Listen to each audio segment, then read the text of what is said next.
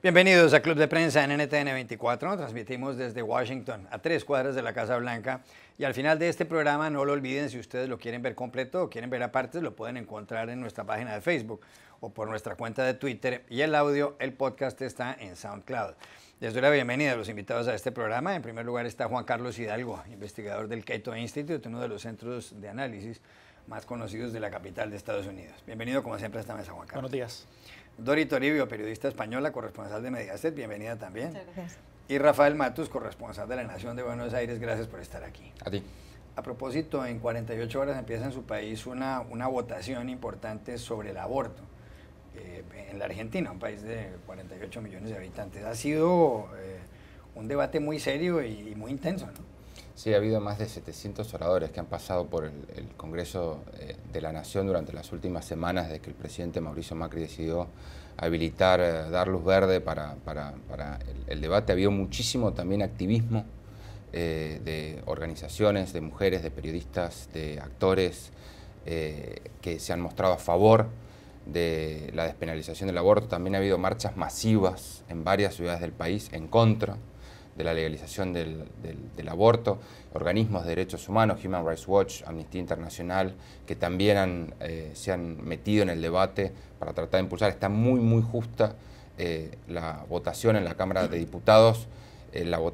Creo que está previsto para el miércoles muy tarde, porque va a ser un debate muy largo. En caso de ser aprobado el proyecto, pasaría al Senado, donde la votación sí va a estar muchísimo más complicada. Sí está claro, más allá de que si naufraga este proyecto o no, está claro que la Argentina se ha movido mucho más cerca de legalizar el aborto. Dori, cambio de asunto. Todavía se sienten los ecos de la cumbre del G7 el pasado fin de semana en el Canadá. El G7 está integrado, como su número lo indica, por los países más poderosos del mundo, cuyas economías son de las economías más fuertes del mundo. Y entonces ahí está Estados Unidos, está el Reino Unido, hay países como Francia, como Alemania, como Italia, como el Japón. En esta cumbre había un tema sobre la mesa para debatir importante, y es la circunstancia de que el presidente de Estados Unidos, Donald Trump, ha subido los aranceles para el acero hasta el 25% y para el aluminio al 10%. En promedio, los aranceles que le ha venido cobrando Estados Unidos a la Unión Europea es de alrededor del 3%. Pues esto ha generado un enfado tremendo, y no solamente en Europa, sino porque también les está subiendo los aranceles a Canadá, país sede también del G7, y a México. Llegó el señor Donald Trump de último y se fue de primero a esta cumbre. Y además se notó que la relación que tiene con los demás líderes es mala. Hay incluso una fotografía en que se ve al señor Trump sentado con los brazos cruzados, con John Bolton, su asesor de seguridad nacional, al lado, con su gran bigote, y al frente en una mesa, y poniendo las manos sobre la mesa, pero ellos de pie, Theresa May, la primera ministra del Reino Unido, Emmanuel Macron, el presidente de Francia, Angela Merkel, la canciller federal, jefa del gobierno alemán. Habían supuestamente consensuado un comunicado final que leyó, lo publicaron, y después Justin Trudeau, el primer ministro canadiense, anfitrión de la reunión, pues se refirió al comunicado y demás. Y de pronto Donald Trump, que ya se había ido, que estaba en su avión rumbo a Singapur, a la cumbre que va a llevar a cabo con Kim Jong-un, el dictador de Corea del Norte, pues envió unos mensajes por su cuenta de Twitter diciendo que Justin Trudeau es un hombre débil, que estaba faltando a la verdad cuando hablaba de lo del comunicado, que el comunicado no reflejaba lo que había ocurrido. Pero no solo eso, es que Peter Navarro, un asesor en materia de comercio del presidente de Estados Unidos, dijo que en el infierno hay un sitio especial para un hombre traidor como el señor Justin Trudeau. Ha habido reacciones de Macron y de la señora Merkel diciendo que pues, están realmente muy sorprendidos por lo que ha pasado con Trump. Para rematar, y con esto termino, Trump dijo que a la cumbre del G7 había que invitar de aquí en adelante, como lo fue en alguna época, Rusia, de modo que fue marginada de esa cumbre desde que el problema de la invasión de Crimea, el problema en Ucrania. ¿Está el señor Trump dándole una patada al orden mundial con este tipo de reacciones? O pues para preguntarlo de una manera suave. Una patada no sé, pero un portazo de momento sí. Y fíjate, lo curioso es que el gran titular de esta cumbre era precisamente lo de Rusia. El gran titular es que el presidente de Estados Unidos proponga horas antes de la cumbre y después durante la cumbre que Rusia vuelva y se vuelva a reconstituir lo que fue el G8, después de que fue Barack Obama hace años el que propuso o el que lideró que el G8 desapareciera y se convirtiera en un G7 después de la anexión de Crimea. Esa era la gran noticia esta vez, pero una vez más, dado todo el revuelo causado por ese portazo que lanza Trump al G7, ese acaba convirtiéndose en la noticia y desaparece la otra, que yo creo que es la importante realmente, porque es la que conlleva más cambios geopolíticos, otra vez qué está pasando con Estados Unidos y con el gobierno de Estados Unidos, defendiendo a Rusia, en fin, todas estas cosas que hemos hablado mucho. Aquí hay una diferenciación entre la forma y el contenido. El contenido de lo que hace Trump en el G7 es básicamente aplicar su América primero, que ya lo sabíamos. No hay ninguna diferencia ni ninguna incoherencia. Esto es lo que Trump siempre dijo que haría, y su opinión sobre los aranceles, igual que su postura saliendo del acuerdo de Irán, algo que también le ha alejado de sus aliados, o rompiendo el acuerdo de París contra el cambio climático, también enfrentándose especialmente con sus aliados europeos. Todo esto ya lo sabíamos, no es ninguna novedad. Que había tensiones y que había diferencias y que el presidente tenía esta postura, especialmente en el tema comercial, esto ya lo sabíamos. Otra cosa muy diferente es hacer lo que hizo, es después de que llega a un acuerdo, que hay 24 horas de intensa diplomacia precisamente por estas diferencias, que Estados Unidos ya dice que sí, porque recordemos que hay equipos negociadores que se encargan de estas cosas, sí, y que llevan días y semanas trabajando en un comunicado conjunto que esta vez era todavía mayor reto que en otras ocasiones, y que al que finalmente Trump parece que accede y convoca esta rueda de prensa y dice que sí. Y después, por un arrebato, cuando está ya a bordo del Air Force One, tuiteando, por una reacción a unas palabras de Justin Trudeau, del primer ministro canadiense, que sinceramente ni siquiera eran nuevas, porque él ya había mostrado antes su indignación por los aranceles de Trump, entonces cambia de idea, sale del comunicado final, o decide que Estados Unidos no firma el comunicado final, lo que básicamente invalida ese comunicado y deja que se convierta en un G6 más 1. Juan Carlos Hidalgo. Un G6 versus 1, más o menos, es lo que tenemos más bien. O sea, los 6 contra Estados Unidos. Exacto. Es muy serio lo que está pasando. Estos comunicados usualmente y estas cumbres ni suman ni restan, son un saludo a la bandera, que declaramos nuestra vocación a un llamamos la atención sobre la necesidad de un orden mundial, subrayamos la importancia exacto, o sea, nunca tampoco ponemos de relieve. Tampoco es que de este comunicado iba a salir algo que moviera los cimientos de la diplomacia internacional, pero el gesto de un presidente de Estados Unidos yéndose de la cumbre y pateando la mesa, efectivamente, como lo ha hecho, y las palabras que se le dedicó principalmente al primer ministro canadiense, no solo por parte de Trump, sino a sus asesores. Un lugar en el sitio especial en el infierno es fuerte. Eso es retórica que se le reserva a ISIS y a Osama Bin Laden, no al primer ministro, no al líder del aliado más cercano que tiene Estados Unidos, el principal socio comercial de Estados Unidos. Y la amenaza de más aranceles y una guerra comercial absoluta contra Canadá. Trump tiene razón en que Europa y Canadá tienen sectores comerciales altamente protegidos, principalmente el sector lácteo y ciertos sectores agrícolas en Canadá, y también Europa tiene ciertos sectores con altos aranceles, pero bueno, esto se resuelve con negociaciones. Y de hecho, dentro del marco del Tratado Transpacífico, del cual se salió Donald Trump, ya se había negociado reducción de aranceles, por lo menos con Canadá, en estos sectores que Trump se está quejando. Pero bueno, parece que esa amenaza de poner aranceles, que en un momento se veía como una postura, una táctica negociadora, va en serio. Y cuando el presidente dice que no solo se va a conformar con poner aranceles por razones de seguridad nacional sobre el acero y el aluminio, sino que también sobre los carros y las partes de automóviles, ya estamos hablando de un porcentaje muchísimo mayor del comercio norteamericano y también una importante parte del comercio con Europa, principalmente con Alemania. Así que hay razón para estar alarmados por esta postura del presidente estadounidense. Usualmente estas reuniones del G7 pasan sin mayor consecuencia, pero esta lamentablemente va a probablemente ser recordada por mucho tiempo por venir. Rafael Matos. Sí, coincido. Creo que claramente lo que dejó la reunión del G7 fue un quiebre en el orden internacional, por lo menos dentro de los líderes occidentales, ¿no? Es cierto que los comunicados que suelen dejar estas cumbres se cocinan con muchísima antelación y están plagados de un lenguaje que expresa una visión del mundo, ¿sí? Que puede parecer insignificante a primera vista o de poca relevancia, pero que de alguna manera refleja lo que los líderes occidentales quieren para el mundo.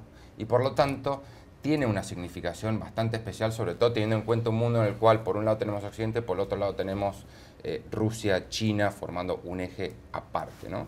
Entonces, ahí creo que sí es muy importante destacar este quiebre que se produce dentro de los líderes occidentales, ¿no? En donde el G7, que era el G8, ahora se convierte, como decía Juan Carlos, en el G6 más 1, ¿no? Eso por un lado.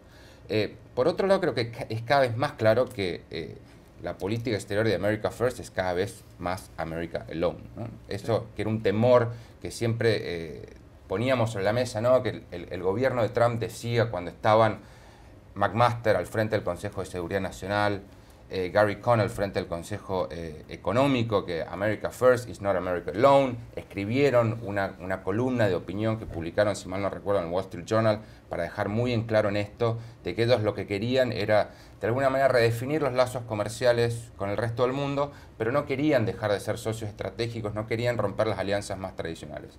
Hoy creo que hay un desgarro muy marcado en la confianza entre Estados Unidos y sus aliados históricos, que quedó muy en evidencia en un lenguaje ácido, durísimo, inédito, desde hace años en el orden global. Digo, no es común ver a Angela Merkel, que es una líder muy medida en sus palabras, decir que una reacción del presidente de Estados Unidos le había parecido deprimente. Cierto. Tampoco es común ver a ex asesores de Justin Trudeau en Canadá tratar a Donald Trump como un adolescente impulsivo, y menos aún, como bien decía Juan Carlos, ¿no? a funcionarios norteamericanos tratar al líder canadiense, que es, o sea, hermano, al infierno. Y además decir que merece un lugar en el infierno y que los había traicionado, cuando en realidad vos te pones a ver la conferencia de prensa de Justin Trudeau y perfectamente se puede hacer la lectura de que no había dicho nada que ya no hubiera dicho antes, ¿no? Sí. Por último, y esto es lo último que quiero decir, la guerra comercial. Había siempre un temor de que la guerra comercial estaba latente, que en realidad las amenazas cruzadas de aranceles eran solamente eso, amenazas. Iba a haber negociaciones y el mundo iba a evitar esta ola proteccionista que iba a descarrilar una de las expansiones globales más prósperas de las últimas décadas. Bueno, hoy por hoy hay cada vez estamos mucho más cerca del escenario de que las tarifas se van a implementar, sí, de que vamos a un mundo con menos comercio, vamos a un mundo con menos crecimiento, y acá perdemos todos. Ese escenario después de lo de Canadá es mucho más factible. Solo quería añadir una cosa que me parece importante, y son las reacciones vistas desde Washington, que como siempre son muy diferentes a las reacciones en el mundo. Por un lado, el núcleo duro de seguidores de Trump está aplaudiendo esto en mayúsculas, y es importante que esto lo digamos también. Es decir, lo que ha hecho Donald Trump en el G7, esto ha contentado y mucho a su núcleo duro de seguidores, incluso a la portavoz del Partido Republicano, que ahora forma parte del establishment, pero siempre fue una de las personas, una de las voces mediáticas que más defendió al presidente durante las elecciones. Después fue nombrada portavoz del partido y decía esta mañana en un tuit que, bueno, que esto todo es un ataque de nervios de los medios de comunicación, porque el presidente de Estados Unidos ha optado por poner a América primero en lugar de salir a cenar y codearse con los líderes mundiales, y poner a los trabajadores estadounidenses primero. Este argumento se está celebrando mucho entre las bases de Donald Trump y es importante subrayarlo. Y también creo que es importante subrayar el silencio del resto del Partido Republicano, a excepción del senador John McCain y Flake, que son los más críticos con Trump y que siempre hablan. También. Después, sí, hay dos o tres o cuatro, sí, pero el resto está en silencio. Y creo pero que son los que siempre hablan, ¿no? El resto... Sí.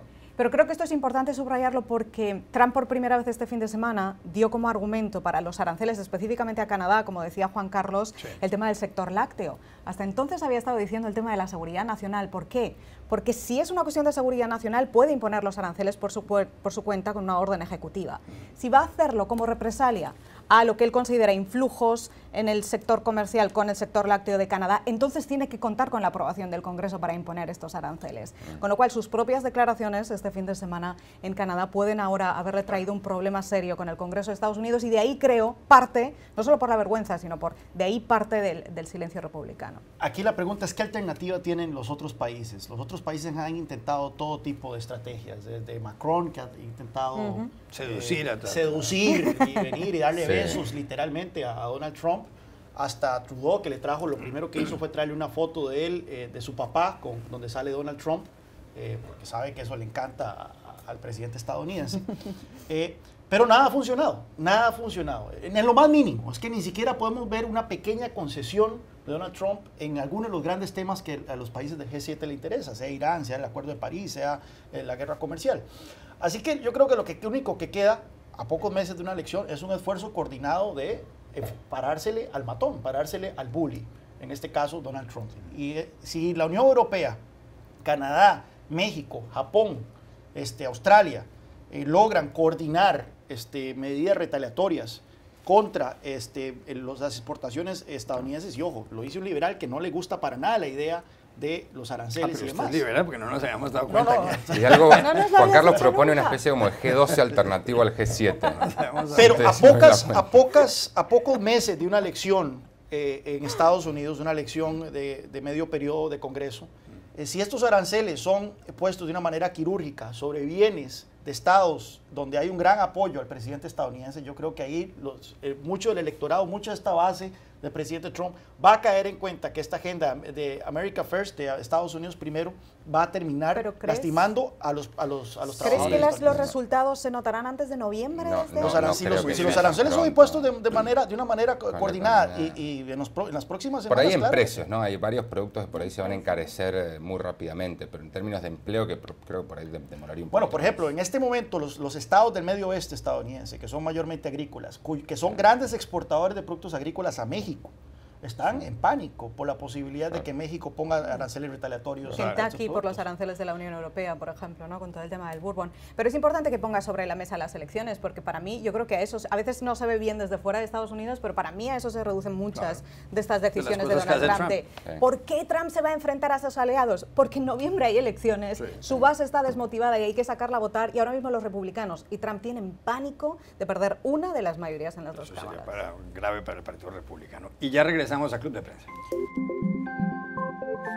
Volvemos a Club de Prensa en NTN 24 desde Washington. Juan Carlos, hay cumbre en Singapur entre el presidente de Estados Unidos, Donald Trump, y el dictador de Corea del Norte, Kim Jong-un, en las próximas horas. Allá será el día 12 de junio, pero pues por la diferencia horaria será esta noche, en la noche de hoy, aquí en la costa este de Estados Unidos y en parte de América Latina. Desde hace varios meses y en los últimos años también, el régimen de Corea del Norte ha llevado a cabo una serie de pruebas con misiles balísticos nucleares. Y se ha llegado a la conclusión, se ha establecido que los últimos que lanzó el señor Kim Jong-un pueden alcanzar territorio estadounidense, incluso la costa este, es decir, esta costa en donde están Washington o Miami o Nueva York o Boston. El presidente Donald Trump se enfadó mucho con este tipo de pruebas, llegó a llamar a Kim Jong-un el Rocketman, el hombre cohete, a burlarse de Kim Jong-un. Dijo, además, que si Estados Unidos llegara a utilizar todo su potencial militar y su arsenal nuclear, pues que prácticamente borraría del mapa a Corea del Norte. En Corea del Norte algunos funcionarios llamaron a Trump un political dummy recientemente, o sea, un tonto político, un bobo, un ingenuo político. Pero todo dio un giro tremendo cuando Donald Trump anunció que estaba dispuesto a reunirse con el señor Kim Jong-un, intervino Corea del Sur en el asunto y Japón y demás. Incluso el secretario de Estado estadounidense fue a hablar con el señor Kim Jong-un. Bueno, ahora tiene lugar esta cumbre en Singapur. Mencionaban el fin de semana alguna página web aquí, no sé si era Político o Acción, algún portal, decía que Trump está dispuesto a establecer relaciones diplomáticas con Corea del Norte y además abrir una embajada en Pyongyang. Y él ha llegado a decir que si el señor Kim Jong-un pues desmantela el arsenal nuclear, que puede llegar a ser muy, muy feliz. Lo ha dicho así, very, very happy. ¿Usted cree que esta cumbre va a salir bien, ya que se trata de dos personajes con temperamento volcánico y epidérmico y demás? Qué complicado, ¿verdad? Es una reacción muy fácil. Pero Trump viene de la cumbre del G7 con la necesidad de tener algún logro o algún tipo de victoria diplomática, y eso entonces lo podría predisponer a hacer concesiones o a salir de esta cumbre con la necesidad de volver a Washington y decir, logré esto y esto y esto. Ahora bien, el objetivo último de esta cumbre, que supuestamente es acordar la desnuclearización de Corea del Norte, es fantasioso. Difícilmente vamos a ver que Kim Jong-un va a decir, acepto la desnuclearización de Corea del Norte a cambio de garantías de seguridad de Estados Unidos. Hay mucha tela que cortar en ese sentido. Corea del Norte habla de nuclearización de la península coreana, no solo de Corea del Norte. A lo que se refieren con eso es a eliminar la sombrilla nuclear que Estados Unidos tiene sobre Corea del Sur y Japón, es decir, la protección que Estados Unidos le da a esos dos países en caso de un conflicto, lo cual ya es una línea roja para mucha gente aquí en Washington. Se habla de garantías de seguridad por parte de Estados Unidos a Corea del Norte, que no vaya a pasar lo que ocurrió con Libia, en donde Libia aceptó desmantelar su programa nuclear a cambio de quitar sanciones y de ser reconocido diplomáticamente por Estados Unidos. Lo que ocurrió pocos años después es de que Estados Unidos encabezó una coalición para derrocar a Gaddafi. Lamentablemente la palabra de Estados Unidos no tiene mucha validez, ya lo hemos visto en múltiples ocasiones en la historia. Nada garantiza que tal vez Trump le pueda ofrecer estas garantías a Kim Jong-un, pero luego venga un presidente que no respete esas garantías o ese acuerdo de establecer relaciones diplomáticas y demás. Además, vemos lo que está haciendo Trump con Irán y vemos lo que está haciendo Trump con Cuba, en donde acuerdos similares hechos por el precededor son rápidamente revertidos. Así que probablemente vemos apretones de manos, veamos una foto inédita, que es la foto de un líder coreano con el presidente de Estados Unidos, pero el fondo, el meollo del asunto aquí no va a ser resuelto. Ahora bien, con el hecho de que se estén hablando estos dos países, que estén envueltos en negociaciones, en discusiones diplomáticas, es mucho mejor que el escenario que teníamos hace 7 meses o 6 meses, que eran estos misiles cayendo en el mar de Japón, y la amenaza latente de un conflicto nuclear. Rafael Matos. Sí, coincido en lo que dice Juan Carlos, de que Trump necesita imperiosamente un triunfo en su política exterior. Y no hay otro rincón de la política exterior que le ofrezca una oportunidad tan clara como su cumbre con Kim Jong-un. Todo este deshielo, ¿no?, que orquestó la Casa Blanca junto con sus aliados más Rusia y China a través de la política de máxima presión que se aplicó sobre Pyongyang, ha tenido un respaldo bastante unánime, te diría, ¿no? Incluso críticos de Trump han salido a decir que la política que desplegó Trump con la Casa Blanca ha sido correcta, ha permitido lograr este avance, ha permitido desactivar estos temores a una guerra termonuclear. Es como el sunny spot de la política exterior de Trump es Corea del Norte, ¿no? Entonces, ahí creo que tiene una oportunidad. Y se ve que la Casa Blanca ha hecho todo lo posible para no arruinar esa oportunidad, ¿no? Se le han dado varias concesiones a Kim, a tal punto de que algunos críticos también de Trump ven con alarma algunas de esas concesiones. Por ejemplo, que no se va a tocar el tema de los derechos humanos en la cumbre. De que la dictadura norcoreana ha cometido todo las más brutales del mundo. Humanidad. Otra, que por ejemplo Trump ya no habla de la campaña de máxima presión, decidió dejar esa marca, ¿no?, ese distintivo de la política con Corea del Norte de lado. También esto de garantizar la seguridad de Kim, de dejar de hablar del modelo libio, ¿no?, que fue algo que irritó muchísimo a Kim Jong-un y a sus colaboradores, llamar a Kim Jong-un un hombre honorable, ¿no?, elevarlo a una, casi como si te dijera un estadista, cuando es uno de los dictadores más brutales del matar al tío del mundo. Y al primo, ¿no? Y acá creo que hay dos cosas que hay que estar muy atentos. Primero, ¿qué se dice de la desnuclearización? ¿Cuál es el compromiso que asume Corea del Norte con la Casa Blanca respecto a la desnuclearización? Eso va a determinar si la cumbre fue un éxito o no para la Casa Blanca. Sí. Hasta ahora, las dos últimas cosas que ha dicho el gobierno de Trump fue Mike Pompeo, que dijo que la cumbre encerraba un enorme potencial, ¿no?, y un comunicado muy reciente de la Casa Blanca que dijo que las conversaciones se estaban moviendo mucho más rápido de lo esperado, ¿no? Entonces, uno baja la expectativa, el otro sube la expectativa. Hay que ver cómo queda el tema de la desnuclearización. Sí, me parece que no va a haber un compromiso tan sólido como el que espera la Casa Blanca. Me puedo equivocar, puede ser así, pero creo que esta cumbre va a ser solamente un primer paso sobre el cual después se intentará construir para tratar de sacarle el arsenal nuclear a Kim, que es algo que Kim no quiere entregar. Esto es algo que los expertos insisten cada vez que pueden en que Kim no quiere deshacerse de todas sus armas nucleares porque sabe que su vida depende de eso, ¿no? Esa es la gran interrogante. Vamos a ver en qué queda. Dorito Toribio. Escuchando a Rafa, ¿qué momento en el que estamos en el que el presidente de Estados Unidos llama honorable al dictador norcoreano y deshonesto al primer ministro canadiense. Es decir, ¿quién nos iba a decir hace 2 años que estaríamos aquí hablando como Estados Unidos está dando la espalda a sus grandes aliados históricos, especialmente a Canadá, que posiblemente sea la gente más amable y menos problemática del planeta y que está ahora lanzando todos estos piropos a un dictador como es Kim Jong-un. El timing es curioso y lo enlazo porque este mismo argumento lo está utilizando la Casa Blanca. El asesor económico de Trump, Larry Kudlow, decía este fin de semana que una de las razones por las que Trump se va dando un portazo del G7 y se enfada tanto con Trudeau es precisamente porque lo que pasó ellos consideran que les deja en ridículo ante el líder norcoreano antes de la reunión, porque si esto pasa una vez Trump se ha ido, lo consideraban una falta de respeto y una puñalada por la espalda. Ellos mismos están enlazando las dos situaciones. Querían llegar a Singapur desde la posición de fuerza. Y después creo que también es muy importante que nos planteemos, antes de que tenga lugar el encuentro, qué es lo que vamos a considerar éxito. Porque ahora vamos a entrar en la fase del espectáculo, ¿no? El saludo, las manos, los fotógrafos, la foto, el momento histórico, el presidente de Estados Unidos por primera vez con un líder norcoreano.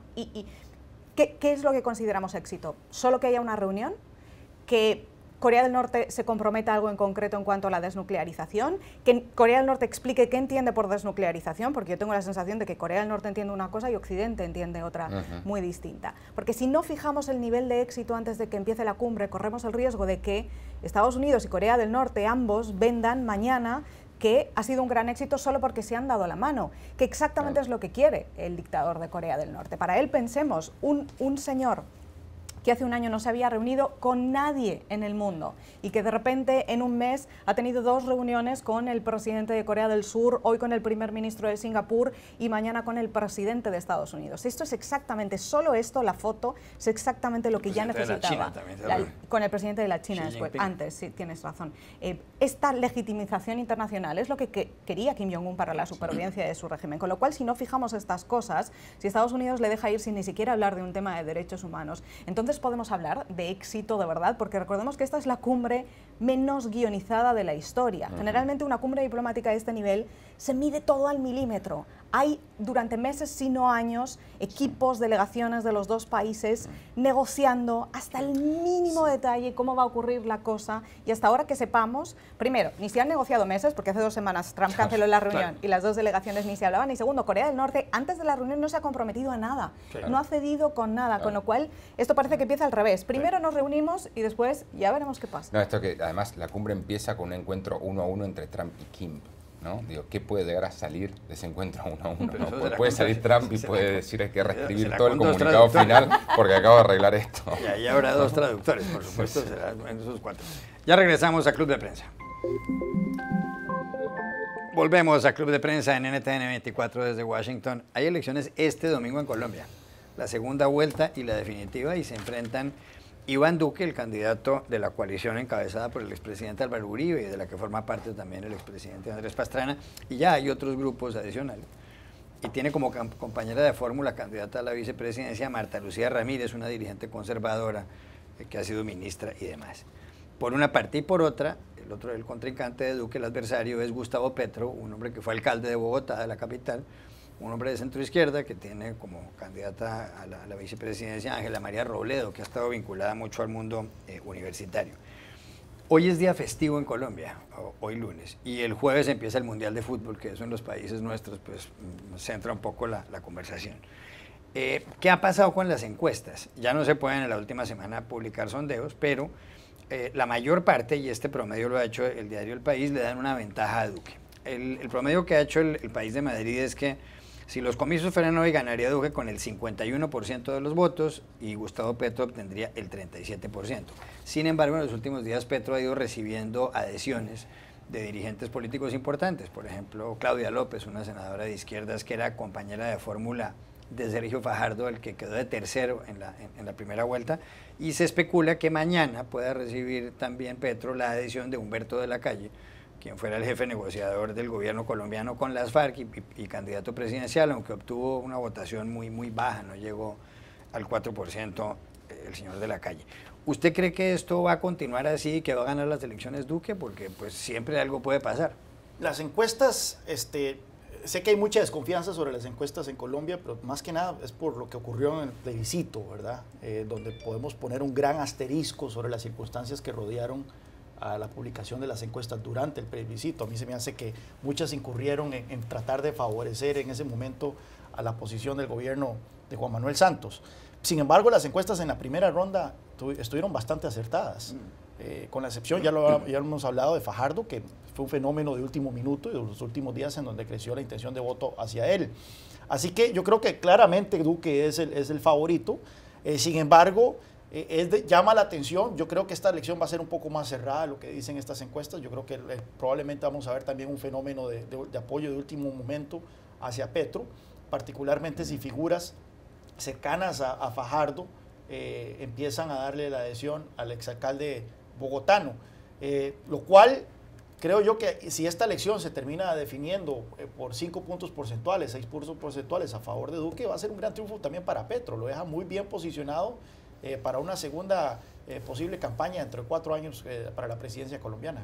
Dori Toribio. Yo también creo que va a ser un resultado ajustado por el voto del último momento y también porque esta es una tendencia de las segundas vueltas, ¿no? Mucha gente decide el voto al final, pero también es cierto que Duque no solo tiene una ventaja considerable en las encuestas ahora, sino que ganó por una ventaja muy importante la primera vuelta y eso también hay que tenerlo en cuenta. Está muy bien este escepticismo con las encuestas y además que se analice con tantos datos y porcentajes y detalles como se está haciendo ahora. En este artículo del País de Jorge Galindo, él da unos cálculos que además suele hacer muy bien estos cálculos de las encuestas en todos los países. Sí, ¿Cuánto sí. hay de margen de error? Hay un 80% de probabilidades de que gane Duque después de haber hecho 20.000 simulaciones, llama Galindo a lo que... Y después calcula el margen de error y dice que el error medio de las encuestas, es decir, basado en lo que pasó en el plebiscito de 2016 y en las presidenciales de 2010, dice que el error medio de las encuestas en las 6 elecciones que se han celebrado desde 2010 ha sido 5,3 puntos y eso significa que hay errores de 9 puntos que son habituales y que el margen de error que deberíamos considerar ahora ronda los 18 puntos. Es decir,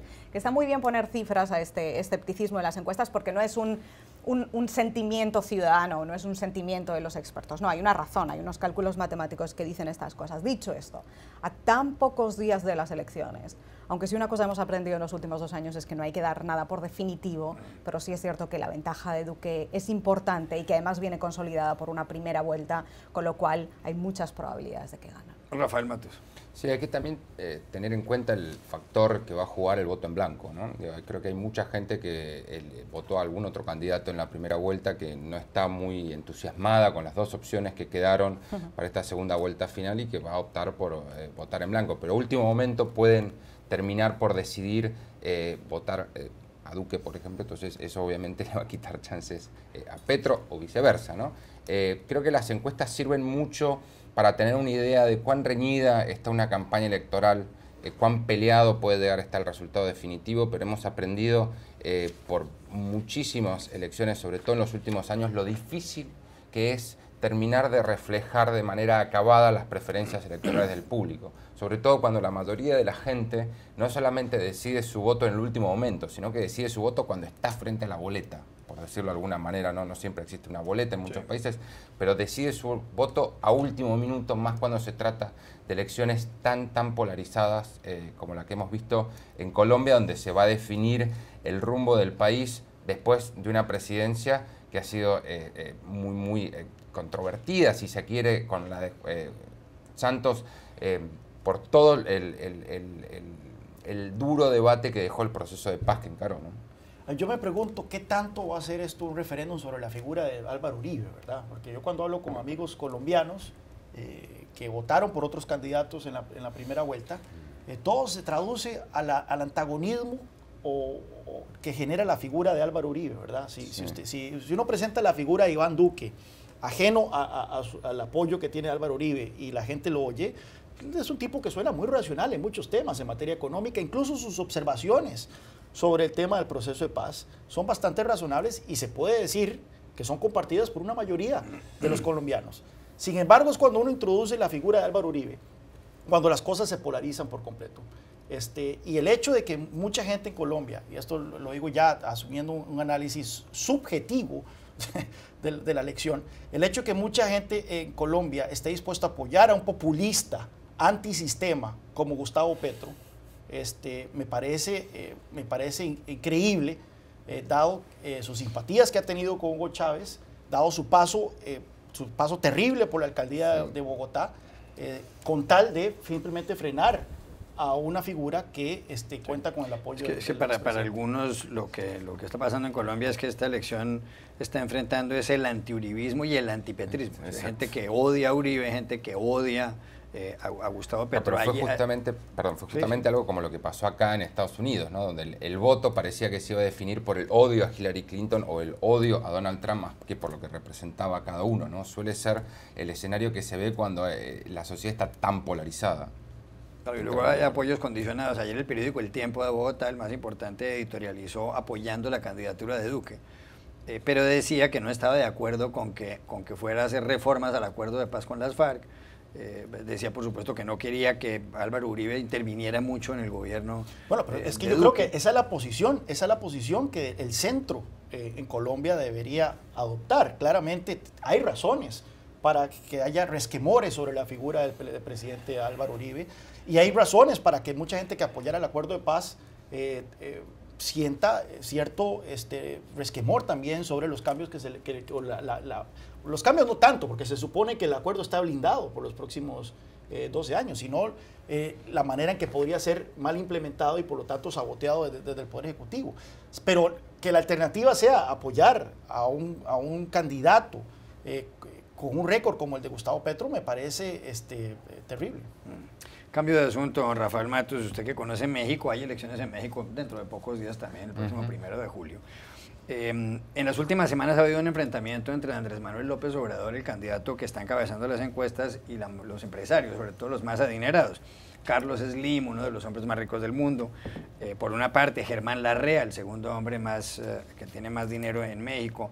Alberto Bailleres, que está considerada la tercera fortuna del país. López Obrador tiene, según la última encuesta de Reforma, el 52% del respaldo ciudadano, seguido por Ricardo Anaya con el 26%. Anaya es de un movimiento llamado Por México al Frente, del que forma parte el PAN, el PRD y un movimiento ciudadano. Y ya en tercer lugar, muy detrás, está José Antonio Meade, el candidato del PRI de Enrique Peña Nieto. El señor Larrea, el segundo hombre más rico de México, les envió a los empleados, por ejemplo, les dijo que no había que tener cuidado de no votar por los populistas, y algo parecido dice el señor Bailleres. Pues esta semana que pasó ya se reunió el Consejo Mexicano de Negocios, algo así como la patronal, con el señor López Obrador.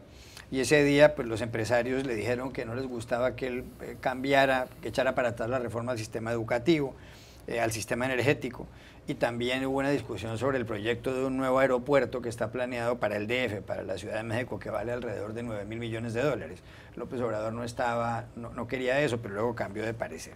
Lo cierto es que han hecho las paces, y además el señor López Obrador dijo que si él gana las elecciones, desde el 1 de julio hasta el 1 de diciembre, día en que tomaría posesión, apoyaría a Enrique Peña Nieto, el actual presidente saliente de México, en sus negociaciones frente a Estados Unidos con respecto al Tratado de Libre Comercio de Norteamérica, el NAFTA. Se resolvió la cosa entonces y López Obrador va prácticamente sin ningún tropiezo a la presidencia. A mí lo que me parece muy interesante es que López Obrador se ha empezado a mover como el próximo presidente de México, más que como un candidato presidencial, ¿no? Estas dos noticias que vos destacabas te demuestran una persona que ya está tejiendo las primeras alianzas, que ya está haciendo los primeros movimientos para armar su gobierno y para armar los próximos 6 años de México. Es uno de los países que tiene uno de los sistemas electorales, yo creo, más contraproducente, si se quiere, de la región, porque por esto de no haber una segunda vuelta, eso deja al candidato usualmente con un porcentaje de respaldo bastante bajo. Fue algo que sufrió mucho, sobre todo Felipe Calderón, y que Andrés Manuel López Obrador parece que quizás puede dar a convertirse en el primer candidato en eludirlo, ¿no? Según el respaldo que muestran las encuestas. Eso, por un lado, ya que lo deja en una posición de fortaleza, sí, como efectivamente muestran las encuestas, ese es el apoyo que logra en las urnas. Segundo, en México la transición es eterna. Es eterna, ¿no? Es eterna, es casi medio año de transición de un gobierno a otro, medio año en el cual un gobierno queda rengo, porque es un gobierno que se va, medio año en el cual el gobierno que viene, ¿no?, puede cometer tropiezos, puede decir cosas que no, puede ir y venir. O sea, es realmente una transición larguísima, inédita, no se ve, yo por lo menos en América Latina no se ve, aquí en Estados Unidos tampoco, no sé de otro país del mundo donde se den transiciones de este tipo. Miramos, por ejemplo, lo que pasó en España hace poco, donde la transición se hizo que en una semana, ¿no? 2 semanas también, una situación casi, especial. Casi en un día, con la moción pero, de censura de Pedro Sánchez a Mariano Rajoy, y fue inmediato. En Inglaterra, cosa que me parece a mí seria, cuando alguien gana las elecciones, entonces va donde la reina Isabel, la señora le dice que puede formar gobierno, y a la mañana siguiente el primer ministro que estaba tiene que empacar sus cajas y salir, y entra el otro. Por lo tanto, al haber una transición tan larga, no queda otra más que terminar de hacer este tipo de pacto, ¿no? Donde el presidente entrante tiene que decir, bueno, obviamente va a pactar con el presidente saliente, que es lo que tiene que hacer, y lo va a respaldar. Aparte, es también una maniobra forzada por la realidad, porque la verdad es que nadie quería llegar a una situación en la cual la elección de México se cruzara con la negociación por el NAFTA, que está cada vez más complicada, cada vez más embarrada. Parece que Estados Unidos, México y Canadá se alejan cada vez más de un acuerdo tripartito, y Trump insiste no en llevarlo a un acuerdo bilateral con cada uno de los países. Sí me queda muy claro es que México se está preparando ya para una presidencia de Andrés Manuel López Obrador. Lo del 1 de julio cada día parece más un trámite, ¿no? Hay que ir a la urna, hay que ir a votar, hay que contar los votos, pero el escenario hoy parece ser ese. Ya regresamos a Club de Prensa. Volvemos a Club de Prensa en NTN 2024 para despedirnos porque se acabó el tiempo. Gracias Juan Carlos Hidalgo, Dari Toribio y Rafael Matos por haber estado aquí. Y a ustedes los espero mañana en Club de Prensa.